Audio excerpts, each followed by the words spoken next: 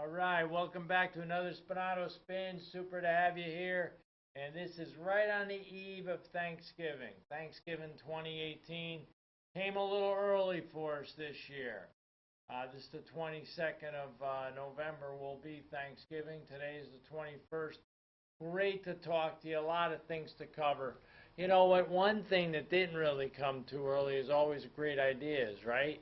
You never know when an idea can pop up. You know, ideas are almost like acorns falling from a big tree, right?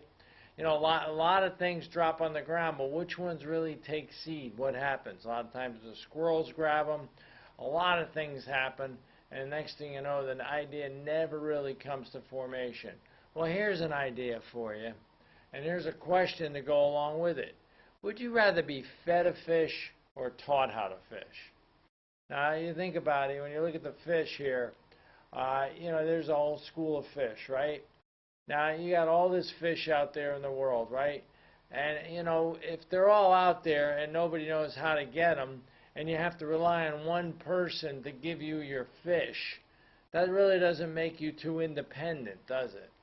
Doesn't make you the kind of person that wants to feel proud about themselves, knowing that somebody else has to give you that fish. Wouldn't it be better if you were taught how to fish? You see, here's something that ties all this together. Think about it. And I mentioned this before, I'll mention it again. You know, we don't need to know what to think, okay? We need to learn how to think. We need to know how to do things on our own, so that way there's no way we can be dependent on one individual. You know, one individual maybe to give us our money, or one individual to give us our education and teach us all. You know, there's an old saying. It goes like this. It goes, remember, I taught you everything you know, not everything that I know. Okay? See, I taught you everything that you know, but I didn't teach you everything that I know. That means there's a certain gap there, isn't there? You're relying on that person giving you that information. You're relying on them telling you what's really going on and what things are happening. No, no, no. You got to learn how to do that yourself, right? You got to learn how to gather information on your own. You got to learn how to critically think. You got to say, well, if this is that, is this must be that. You know, make some connections. Ask a whole bunch of questions. Put yourself in a situation where you can start learning and understanding certain things in a certain way. You see, the whole idea of teaching somebody how to fish, really, in the big picture and what really should happen in the world, I should not only teach you how to fish, I should teach you how to teach people to fish. You see, that's where the real value comes in.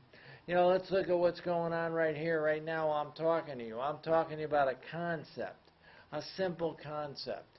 Well, the goal is not so much that I just pass this concept on to you. The key is that you pass the concept on. Me to make it simple for you to understand, so that way it's easy for you to do it. You know, Ray Kroc back in the day, McDonald's, great example. All he wanted to do was set up a systematic method of duplication. That's how he expanded McDonald's. That's how franchise started, right? It wasn't just one store, it wasn't just one location, and that was the end of it. It wasn't just, Joe Smith's hardware store. No, he wanted to turn those restaurants into multiple restaurants. Like it said in his book, Grinding It Out. He said, what did he say? Multiple locations. Multiple locations of my multi-mixer, which basically is what he sold. That's how he got the idea to buy the McDonald's and the whole concept of McDonald's. Multi-mixers dotting the country, flooded and paraded through my brain. That was the vision that he saw. It's the magic of duplication. It's the magic of understanding a simple concept and the simplicity of passing it on to somebody else. You know, it's like sowing and reaping, right? Simple concept. You know, you sow and then you reap. Whatever you put in the ground comes up. You know, like kind of what they taught us in marketing class back in the day. Garbage in, garbage out. Well, it doesn't matter. How about good things in, good things out? You know, you take you squeeze an orange, what comes out? Orange juice, right? That's the concept. The concept is to make sure you understand how to pass it on to somebody. Good quality people. That's what you're looking for, right? You're looking for good quality people. Like sowing and reaping works this way. And I told you the story about the sower another time, and I'll tell it again.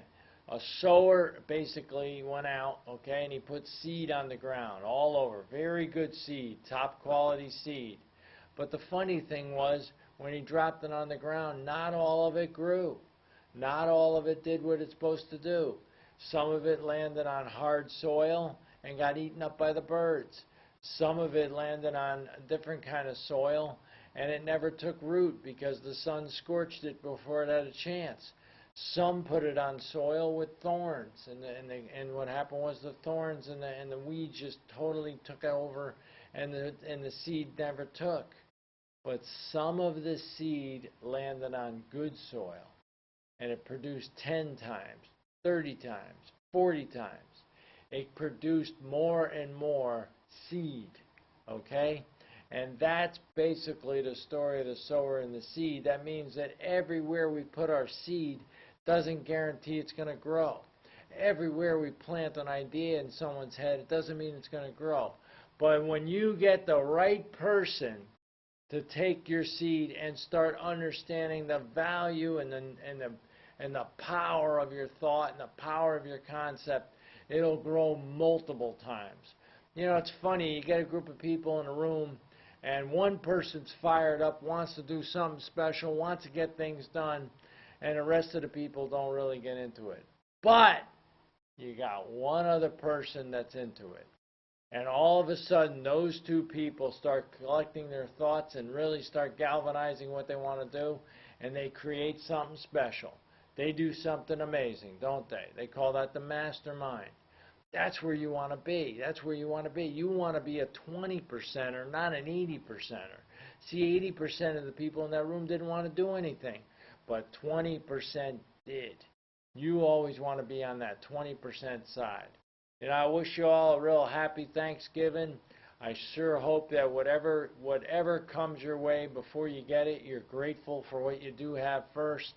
And that's the only way you can receive, is when you're grateful for what you have in the beginning. Hope you have a super night and a super day. And thanks a lot for joining us on the Spinato Spin. We'll talk to you later. Take care now.